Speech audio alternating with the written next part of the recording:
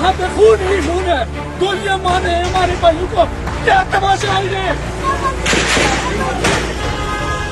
क्या पाकिस्तान अधिकृत कश्मीर यानी पीओके में विधानसभा चुनाव खूनी संघर्ष में बदल गया है?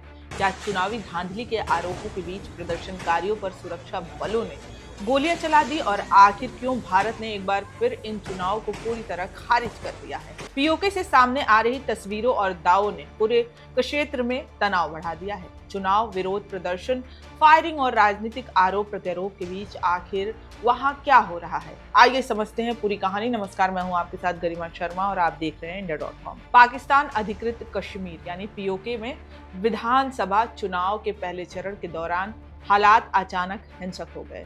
अलग अलग घटनाओं में कम से कम 30 लोगों की मौत और 50 से ज्यादा लोगों के घायल होने की दावे किए जा रहे हैं। हालांकि इन आंकड़ों की स्वतंत्र पुष्टि फिलहाल नहीं हो सकी है। हिंसा की शुरुआत चुनावी धांधली के आरोपों और सरकार विरोधी प्रदर्शनों के बीच हुई।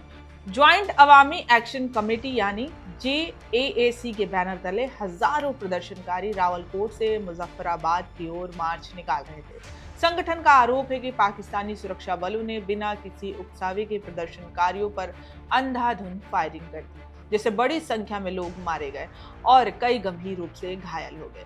JAAC ने सोशल मीडिया प्लेटफॉर्म X पर मृतकों के नाम भी जारी किए। प्रदर्शनकारियों की मुख्य मांग पीओके विधानसभा की 12 शरणार्थी सीटों को खत्म करने की है। उनका आरोप है कि इन सीटों के जरिए चुनावी प्रक्रिया को प्रभावित किया जाता है और जनता की वास्तविक आवाज दबाई जाती है। हिंसा के बाद पूरे पीओके में सुरक्षा व्यवस्था कड़ी कर दी गई है। अतिरिक्त सेना, पैरामिलिट्री और आर्म्ड कॉन्स्टेबुलरी की तैनाती की गई है। कई इलाकों में धारा 144 लागू कर दी गई है और इंटरनेट सेवाएं भी बंद कर दी गई है ताकि हालात को कंट्रोल किया जा सके। इस बीच पाकिस्तान के रक्षा मंत्री ख्वाजा आसिफ का बयान भी चर्चा में। उन्होंने कहा है कि सरकार विरोधी प्रदर्शन करने वालों को वो पाकिस्तान का दुश्मन मानते हैं और ऐसे लोगों से किसी भी तरह की बातचीत नहीं की जाएगी। दूसरी ओर भारत ने पीओके में कराए जा रहे इन चुनावों को एक बार फिर पूरी तरह खारिज कर दिया है।